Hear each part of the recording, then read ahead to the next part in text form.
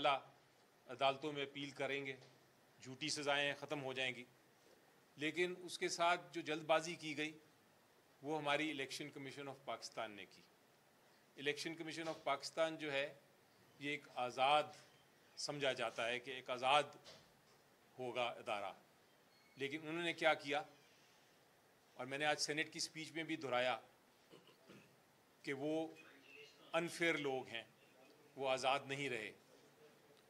انہوں نے کیا کیا، انہوں نے ابھی سیاہی جو تھی اس ججمنٹ پہ، ان فیصلوں پہ ابھی سوکھی بھی نہیں تھی، تو انہوں نے الیکشن کمیشن آف پاکستان نے ہمارے جو پارلیمنٹیرینز تھے ان کو نااہل قرار دے دیا.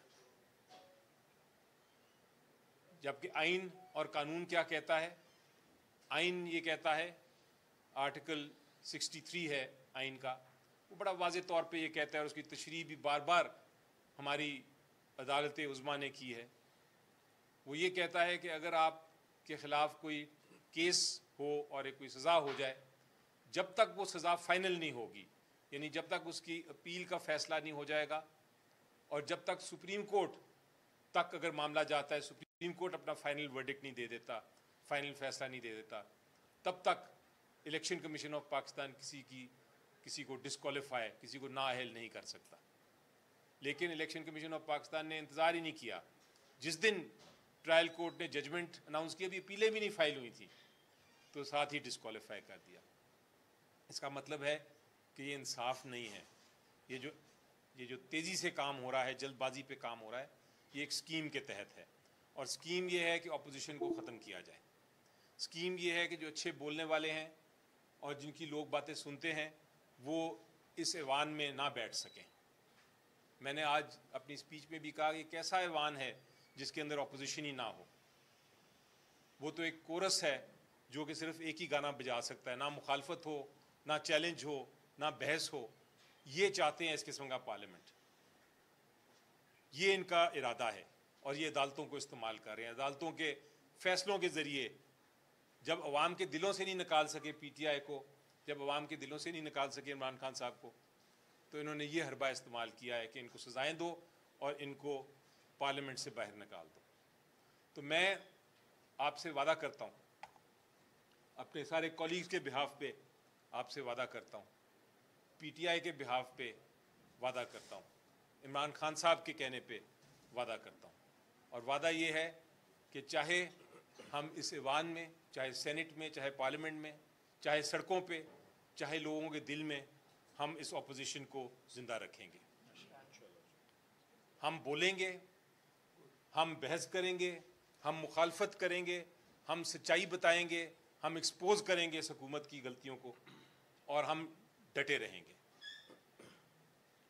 اور میں نے پیغام بھی دیا ہے آج، اور میں اس آپ کے چینلز کے ذریعے بھی پیغام دیتا ہوں کہ پاکستان کی حکمت یہ کہتی ہے کہ آپ جو کرو گے وہی آپ، اسی قسم کا آپ کے ساتھ سلوک ہوگا. جو آپ بو گے، جو آپ فصل لگاؤ گے، جو آپ بیج بو گے، وہی فصل آپ کے آئے گی آپ کے سامنے. سو میرا پیغام یہ ہے کہ انشاءاللہ ہم ڈٹے رہیں گے. آپ ہماری آواز کو بند نہیں کر سکتے، ہمیں ڈی نوٹیفائی کر سکتے ہیں، آپ ہمیں نااہل کر سکتے ہیں، لیکن جو عوام کی آواز ہے اس کو ختم نہیں کر سکتے. تو انشاءاللہ ہم ڈٹے رہیں گے، ہم یہ ساری مشکلات کو سامنا کریں گے، اور ہم اسی طرح سامنا کریں گے جس طرح عمران خان صاحب نے 2 سال سے جتنی یہ غلط اور جھوٹے مقدمے ہیں ان کے ساتھ مقابلہ کیا ہے.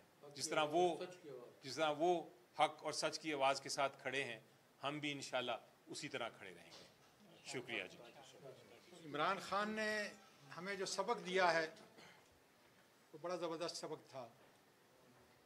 5.5 مہینے اس مرشد کے گھر پہ میں رہا، اس نے ایک ہی بات سمجھائی کہ اعظم ہارتا اس وقت ہے جب وہ ہار مان جاتا ہے.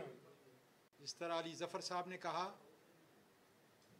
کہ یہ ساری ڈسکوالیفیکیشن، ٹارچر، جیلیں، ایف آئی آرز، یہ ہمیں حقیقی آزادی سے نہیں روک سکتی. لیکن سوچنا یہ ہے، فیصلہ سازوں نے یہ سوچنا ہے کہ کیا ہم اپنے اس ملک کو اس جگہ پہ لے کے جائیں جہاں سے پھر واپسی کی کوئی صورتحال نہ ہو. اس لیے میں نے یہ پیغام دیا ہے کہ مودی کے ساتھ اس جنگ کے اندر اگر پاکستان بین الاقوامی طور پہ ابھرا ہے تو اس کا ہم نے فائدہ اٹھانا ہے، اور وہ فائدہ عوامی تائید سے ہوتا ہے. مجھے این ڈی یو میں لوگوں نے پڑھایا کہ نیشنل سیکیورٹی میں جو ایلیمنٹ ہے اس کے سب سے پہلے ہے آبادی. 90% آبادی عمران خان ان کے دلوں پہ حکومت کر رہا ہے. دوسری بات ہے معیشت. جب تک ملک کے اندر سیاسی استحکام نہیں ہوگا ہماری معیشت نہیں ٹھیک ہو سکتی. اس لیے نیشنل سیکیورٹی کے مسائل کو حل کرنے کے لیے ضروری ہے کہ اس خطے میں اس لیڈر کو، عوامی تائید کے لیڈر کو آزاد کیا جائے، اس کے ساتھ انصاف کیا جائے، اس کی اہلیہ کے ساتھ انصاف کیا جائے. ڈاکٹر یاسمین کے ساتھ، اعجاز چودھری کے ساتھ، جناب چیمہ صاحب کے ساتھ، عمر چیمہ کے ساتھ، محمود الرشید کے ساتھ، آج عمر ایوب اپوزیشن لیڈر تھا. اگر اپوزیشن کو آپ ختم کر رہے ہیں تو کون سی جمہوریت ہے؟ آج شبلی فراز اپوزیشن لیڈر ہے سینٹ کے اندر، کتنا بڑا قد ہے. لیکن اگر آپ اس کو ڈسکوالیفائی کرتے ہیں اس بونڈے طریقے سے تو آپ کیا توقع کرتے ہیں؟ احمد بچر صاحب پنجاب سے، اس کے ساتھ 4 ایم پی او کو آپ ڈسکوالیفائی کرتے ہیں. عمر ایوب کے ساتھ 10 ہمارے ایم این ایز کو ڈسکوالیفائی کرتے. یہ اچھا میسج نہیں ہے. خدا را اس ملک میں جمہوریت کی اساس کے لیے، قانون کی حکمرانی کے لیے، آئین کی حکمرانی کے لیے ہم سب کو اکٹھا ہو کر اپنے اس لیڈر کو باعزت طور پر اپنے ساتھ لانا ہوگا، تبھی پاکستان آگے بڑھے گا. ہمارے لیے بڑے انٹرنیشنل چیلنجز ہیں، اس خطے کے اندر چیلنجز ہیں. اس کو حل کرنے کا واحد طریقہ عمران خان ہمارے درمیان میں ہوگا. انشاءاللہ تعالیٰ پاکستان آگے بڑھے. بہت شکریہ.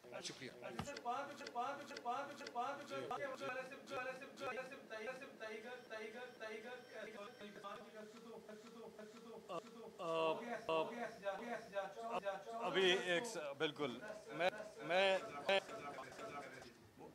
ہاؤس کے اندر موقع نہیں ملا. جس طرح یہ چھوئی میں اپوزیشن تھی ویسی یہ چھوئی ہوئی حکومت بھی ہے. اتنے ان کے اندر اتنا تھوڑا سا بھی صبر نہیں ہے، اور اس ساری چیزوں پر یہ قبضہ چاہتے ہیں، اور عوام کہیں اور ووٹ دیتا ہے اور یہ قابض ہو کے بیٹھے ہوئے ہیں. آج جو یہ ہوا ہے، جو سینیٹر شبلی فراز جو کہ leader of the opposition senate میں، اور سینیٹر اعجاز چودھری، اور وہاں پر نیشنل اسمبلی میں عمر ایوب صاحب، اسی طرح پنجاب اسمبلی میں اپوزیشن لیڈر بچڑ صاحب، اور ہماری ریکارڈ خواتین جن کو سزائیں دی گئی ہیں. یہ انپریسیڈنٹڈ ہے. اتنی بڑی تعداد میں خواتین کو کسی پارٹی کی سزائیں دی گئی ہوں، اور جس پولیٹیکل وکٹمائزیشن کے عمران خان کو نشانہ بنایا جا رہا ہے، یہ کہاں سے شروع ہوا؟ یہ سارے لوگ ریکارڈ ووٹ لے کر آئے ہیں عوام کے. آپ چیک تو کریں ذرا، ریکارڈ چیک کریں کتنے ووٹ لیے انہوں نے. عوام نے بھرپور تائید کی ہے. اور سٹارٹ کیسے ہوا؟ پہلے تو ایک چلتی بلتی ابھرتی ہوئی اکانومی جو ہے، اس کے باوجود عمران خان کو حکومت سے ہٹایا گیا. پھر ریکارڈ کیسز بنائے گئے عمران خان کے اوپر، ڈبل سینچری، یہ بھی ورلڈ ریکارڈ ہے. ایک آدمی کو جس تاریخی وکٹمائزیشن، پولیٹیکل سیاسی انتقام کا نشانہ بنایا گیا، تاریخ میں کسی کو نہیں بنایا گیا جو عمران خان کو بنایا گیا ہے. اور اس کے بعد یہ سب کچھ کرنے کے باوجود پہلے انہوں نے الیکشن جو ہے خیبر پختونخوا اور پنجاب میں نہیں کروائے، وہ بہت لمبے عرصے تک وہاں پہ. اور پھر جو عام انتخابات تھے اس کو وقت پہ نہیں کرایا، 90 دن کے اندر کرانے تھے. اس فیصلے پہ عمل درآمد نہیں ہوا. سپریم کورٹ کا فیصلہ آیا، نہیں ہوا. اور جس طرح سے علی ظفر صاحب نے کہا کہ یہاں پر تو سیاہی خشک نہیں اور فیصلے کر دیتے ہیں، نائل کر دیتے ہیں، ادھر جو عدالت نے سپریم کورٹ